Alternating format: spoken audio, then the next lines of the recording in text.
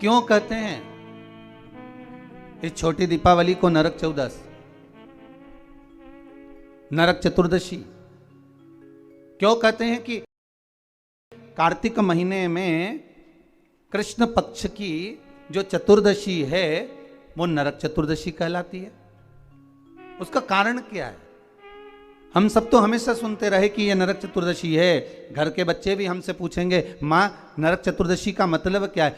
तो एक भाषा में तो अभी आशीष जी ने कहा कि नरकासुर का संहार किया भगवान ने, इसलिए नरक चतुर्दशी का वर्णन आ गया।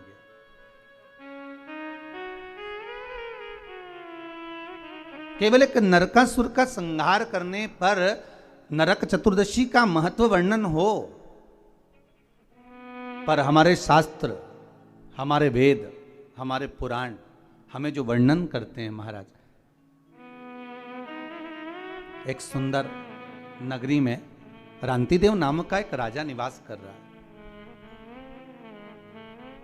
बड़ा सुंदर भाव है महाराज उस रांतिदेव का।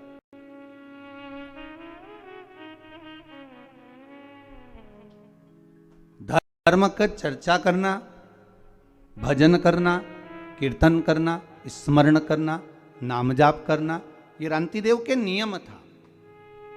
धर्म से पीछे कभी नहीं हटा, क्योंकि मानव का यदि शरीर मिला है, मनुष्य की देह मिली है, तो मानव का शरीर अगर प्राप्त हुआ है तो हम क्यों ना धर्म से जुड़कर चलें? हम क्यों ना सत्कर्म करें? हम क्यों ना भगवत चर्चा करें? हम क्यों ना भगवत स्मरण करें? अगर मानव का शरीर मिला है तो बड़ी मुश्किल से प्राप्त होता है महाराज। 84 लाख योनियों में केवल एक मानव का शरीर ही है जिसके माध्यम से हम पूर्व के कर्म का भोग लेते हैं और भगवान का भजन कर कर उस कर्म को हम काट भी लेते हैं। केवल एक मानव का शरीर, केवल एक मनुष्य की देह। आस्था चैनल के माध्यम से जितने श्रोता भाई बहन कथा को श्रवण कर रहे हैं, आस्था चैनल के माध्यम से जितने भाई बहन कर रहे हैं, सुन रहे हैं, या फेसबुक यूट्यूब पर इस कथा का रसास्वादन आप ग्रहण कर रहे हैं, तो उसका महत्व समझे कि मानव का जो शरीर मिला बड़ा मुश्किल से मिला है। 84 लाख योनियां महाराज, पत्नी हर योनि में प्राप्त होगी। आप जो बनकर जन्मेंगे वो उस समय पर पत्नी भी मिलेगी।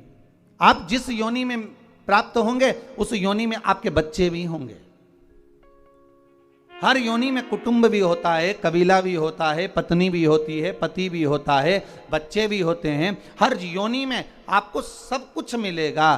खाने को भी प्राप्त होगा, पानी पीने को भी मिलेगा, आपको रहने के लिए कोई क्वार्टर, कोई घर, जहां अस्तबल आदि जिस योनि में हम हैं उसमें कुछ ना कुछ आपको रहने के लिए भी प्राप्त होगा। पर हर योनि में बच्चे भी मिलेंगे, पत्नी भी मिलेगी, पति भी मिलेगा, कुटुंब कबीला भी मिलेगा, भोजन करने को अन्न भी मिलेगा, या अन्न भाग जो आप खा सकते हो वो मिलेगा, पीने के लिए जल भी मिलेगा, रहने के लिए आपको भवन भी मिलेगा।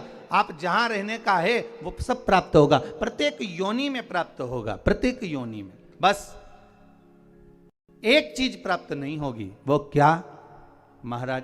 भगवान की सेवा, भजन, पूजन, स्मरण और भगवत नाम की चर्चा। इसलिए कलयुग केवल नाम आधारा और सुमर सुमर नर उतरहि पारा। कली काल में नाम की आधारशिला को रखा, इसलिए कहा केवल एक मानव का शरीर है जो कर्म के